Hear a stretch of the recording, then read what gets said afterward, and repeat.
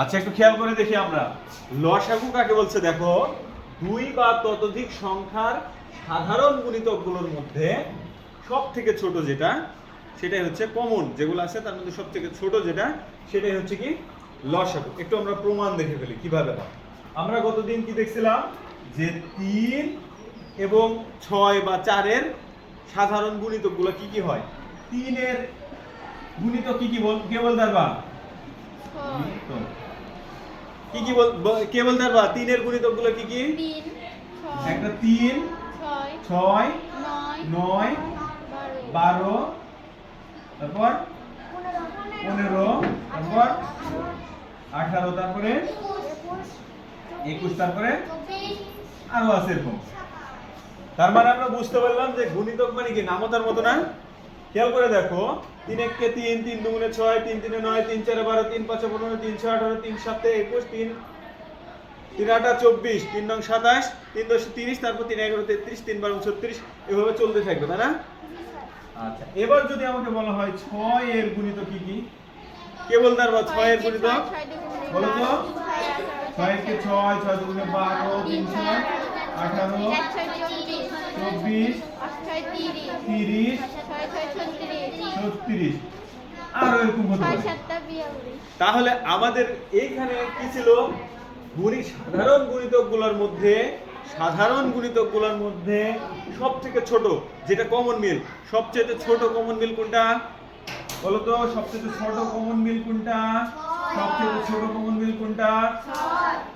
সবচেয়ে ছোট কমন মিল কোনটা? তারপরে আর কি আছে? 18, 24 আছে। এখন আমাকে বলো তো এর মধ্যে সবচাইতে ছোট কোনটা?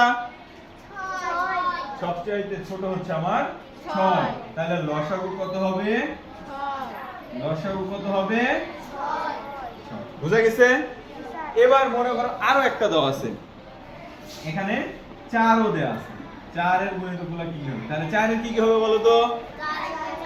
4 1 4, 4 দুগুণে 8, 3 4 12, 4 4 16, 4 5 20, 4 24। আচ্ছা, এইটা হয়ে গেল। এখন আমরা একটু আবার আগের জায়গায় ফিরে যাই। আমার এবার সংখ্যা কয়টা? সংখ্যা কয়টা? 3টা। 3টা না? তাহলে আমার শর্ত কি ছিল? ওখানে বলা কি আছে যে সাধারণ গুণিতকগুলোর মধ্যে সবচেয়ে ছোট। সাধারণ গুণিতকগুলোর মধ্যে সবচেয়ে ছোট মিল কোনটা একটু দেখি তো। এবার বলো তো কোনটা মিল আছে? 3 জনের মধ্যে কমন মিল কোনটা আছে? কমন মিল আছে 12 আছে, এটাতেও আছে, এটাতেও আছে, এটাতেও আছে। তিনটাতে কমন মিল কত পাইছি? 12। আর কি কিছু আছে? 24 আছে, 24 আছে, 24 আছে। তার মানে আমরা দেখতে পেলাম যে তিনটার ভিতর কমন মিল কোনটা আছে? 24। তাহলে লসাগু কি হবে? 24। লসাগু কি হবে? 12 নাকি 24?